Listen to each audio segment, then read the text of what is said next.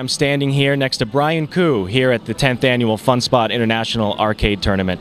And Brian, I want to say it's a pleasure to meet you.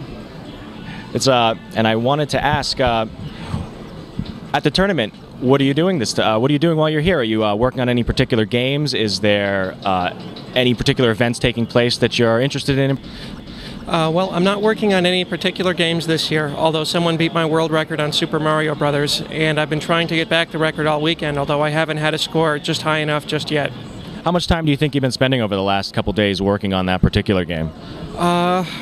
Geez, that's a good question. It's been hours. I can't tell at this point if it's been 3 hours or 12 hours because it's been such a long event.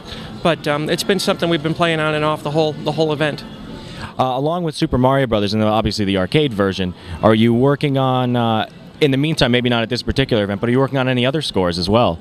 Oh yeah, absolutely. I'm always trying to get better at Donkey Kong, always trying to improve my score, and geez, I'm still trying to beat that score Billy Mitchell had in 1982, and I just can't seem to do it. So have you reached close to the score you set not too long back? Yes, I've had games that have come close to that, although nothing pushing it much higher. I mean, obviously from the film, a lot of our audience know that you were there. You live nearby, and you come here quite a bit. So, how do you feel about Funspot as a place and a museum, a place that holds such esteem for the classics? Oh, it's the greatest place in the world. I come here and play every day, and there's no place I'd rather be. I mean, to me, this is like being in my living room right now. I came here for the contest in 2000. It was their third contest, and I continued to come back for contests year after year.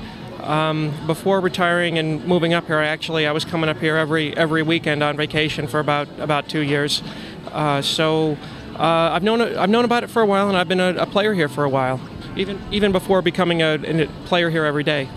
Now, a lot of people know from the King of Kong that there was stories going around about the controversy involving the editing techniques, about the way it portrayed not only some of the gamers, but the industry as a total, or the groups that have formed over the years of classic gamers. And, I mean, obviously there's some infamy that has been placed upon your character a little bit within the film, and I wanted to see if you'd like to clear the air a little bit, give some perspective to the film, and you know, say your piece about how everything turned out. Well, it'd be very hard to clear the air because there's just so much to discuss, and it would be such an involved discussion.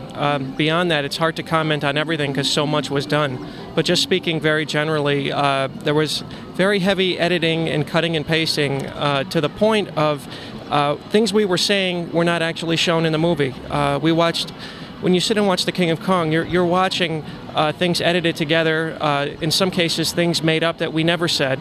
I don't know how they went about doing that, but there was very heavy editing, not only in things that were said, there were things that were just plain made up. And it happens especially when you have people talking and you can't see their faces on screen.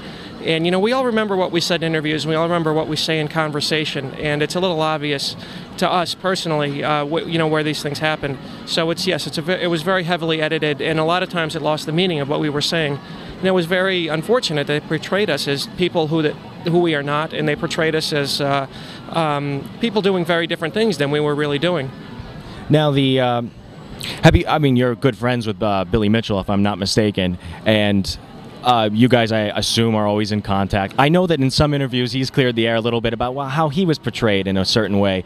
Could you share in any way, I mean, I don't want to put you on the spot, but could you share in any way some of his opinions about the film and about how he was portrayed? Oh, well, I really couldn't tell you much about his opinions. It's best to ask him for that. You know, only he can really tell you what he believes. Well, I wanted to say it's been a pleasure to meet you. Oh, okay. And good luck with your Super Mario Brothers attempts. Thank you.